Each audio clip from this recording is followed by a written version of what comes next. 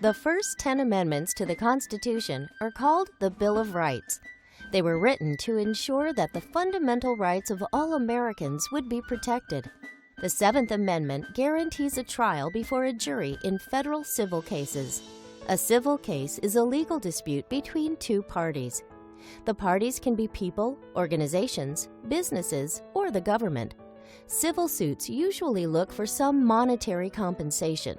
One party sues the other for a certain amount of money.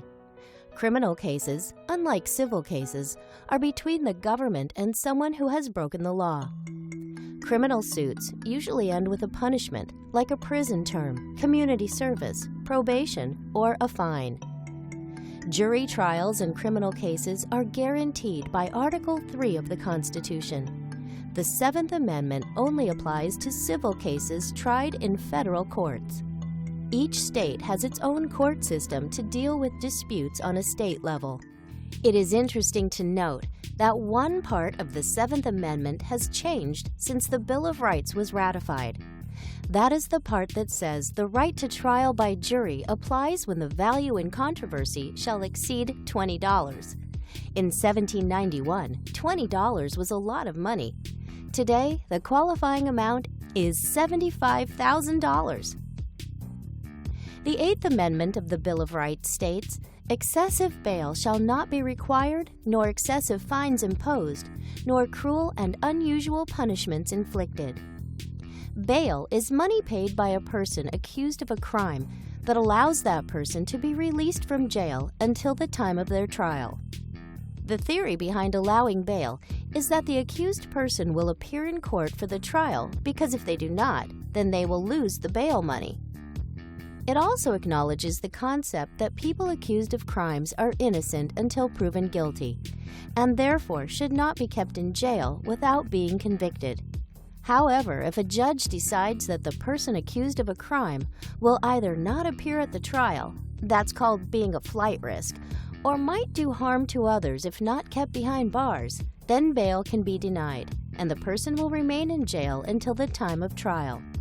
By saying that bail should not be excessive, the 8th Amendment attempts to ensure that the amount that has to be paid will not be so great that only the richest people would be able to pay it.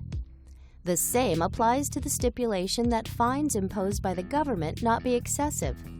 The most widely known and controversial part of the 8th Amendment is the prohibition against cruel and unusual punishments. What constitutes cruel and unusual punishment has been debated since the Bill of Rights was adopted, and the definition has changed over the years. What is cruel and unusual today was not necessarily considered cruel and unusual at other times.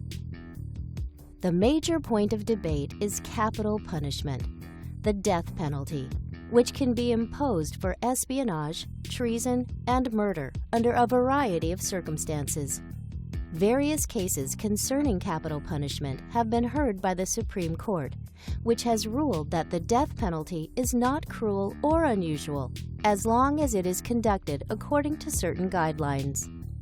For example, the guilty person must be mentally competent and over the age of 18, and the court has said that there must be 2 jury hearings in capital cases, one to determine guilt or innocence, and one to determine the sentence for a defendant found guilty.